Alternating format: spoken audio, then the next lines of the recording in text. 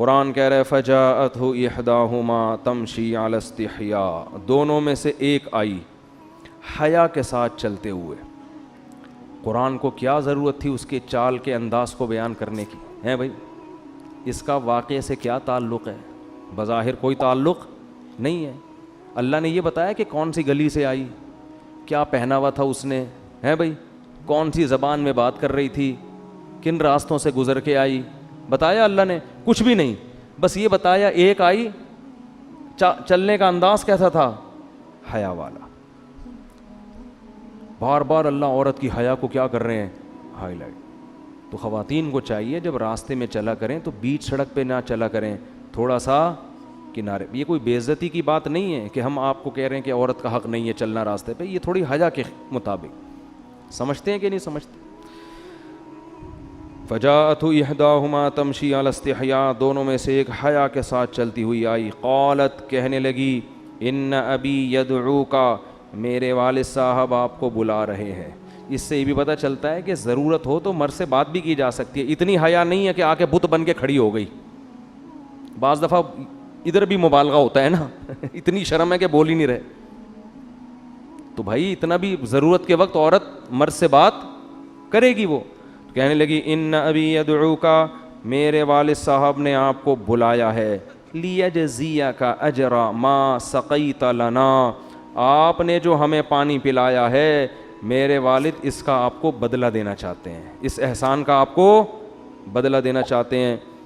اب موسیٰ علیہ السلام نے یہ نہیں کہا نہیں نہیں مجھے کوئی ضرورت نہیں ہے، میں پیسوں کے لیے میں نے یہ کام نہیں کیا۔ او بھائی آپ ضرورت مند ہو، آپ مسافر ہو، آپ کو رات کو فاقہ آ سکتا ہے، نہ سونے کی جگہ ہے، اب اللہ کو انتظام کر رہے ہیں تو چلے جائیں۔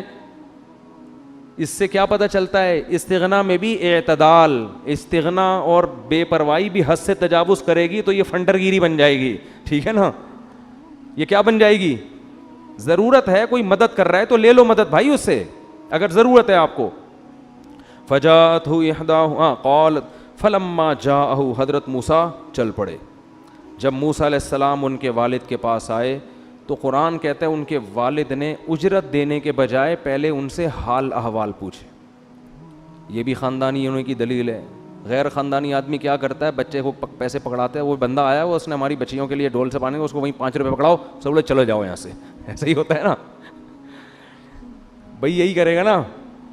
وہ اس کو 50 روپے دے، وہ بندہ باہر کھڑا ہوا ہے، اس نے کوئی خدمت ومت کی ہے، اس کے دل میں لالچ آ گئی ہوگی 50-100 روپے کی، چل اس کو وہ 100 روپے دے، اس کو 50 روپے واپس کر کے نکل لیں یہاں سے۔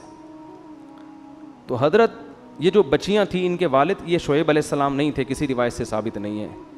تو یہ جو بھی بزرگ تھے جن کا قرآن تذکرہ کر رہا ہے یہ خاندانی تھے، ان کے ذہن میں یہ بات تھی کہ بھائی اس قوم میں ایک طرف اتنے نالائق لوگ کہ بیچاری کمزور لڑکیاں کھڑی ہوئی ہیں، خواتین کے احترام میں تو ان کو پہلے دینا چاہیے نا، کمزور ہیں وہ، اور یہ مستنڈے سارے کھڑے ہو کر گھنٹے پانی پلا رہے ہیں اور ذرا بھی بچیوں کا خیال نہیں ہے۔ تو ایسے موقع پہ ایک آدمی جو ہے بھی مسافر وہ بچیوں کا خیال کر رہا ہے تو وہ اس قابل نہیں ہے کہ دروازے سے 5 روپے پکڑا کے اس کو چلتا کر دو۔ سمجھ میں نہیں آ رہی بات؟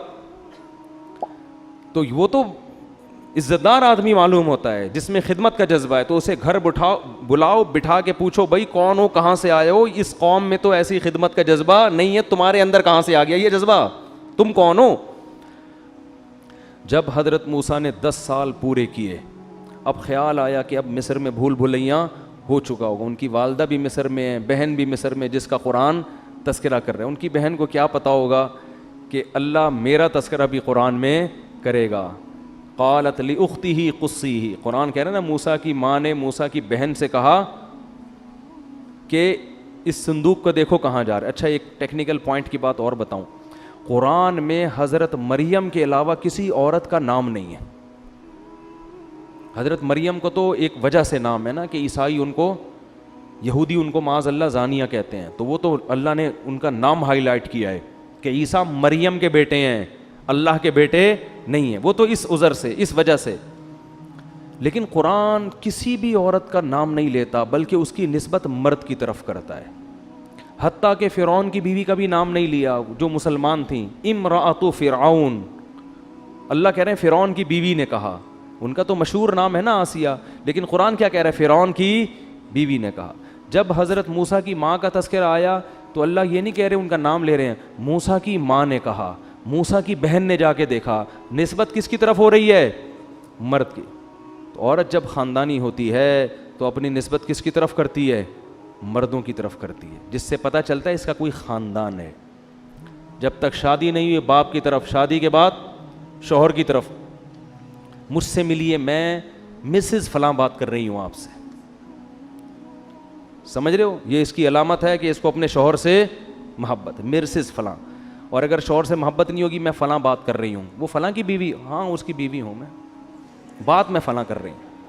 ابے تو پہلے ہی بول دیتی مرسز فلاں بات کر رہی ہوں.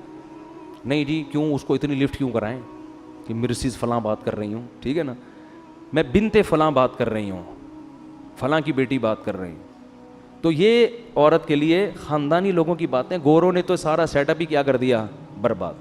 ان کے ابا ہی شارٹ ہو گئے ہیں مارکیٹ سے, ٹھیک, سنگل مدر چل رہی ہے مارکیٹ میں, تو ابا ہی شارٹ ہو گئے. اب کس نسبت کس کی طرف کریں گے؟ شوہر ہی شارٹ ہے مارکیٹ سے, تو مرسز کہاں ہے؟ وہی کہہ رہی ہیں وہ گرل فرینڈ ہوں فلاں کی. خیر, گورا پتہ نہیں کہاں سے آ گیا یہاں پہ یار. تو اللہ تعالیٰ فرماتے ہیں فلما قضا موسى الاجل. اچھا, امرأۃ فرعون, امرأۃ لوط, لوط کی بیوی, نوح کی بیوی, یہاں بھی اللہ مردوں کی طرف نسبت کر رہا ہے.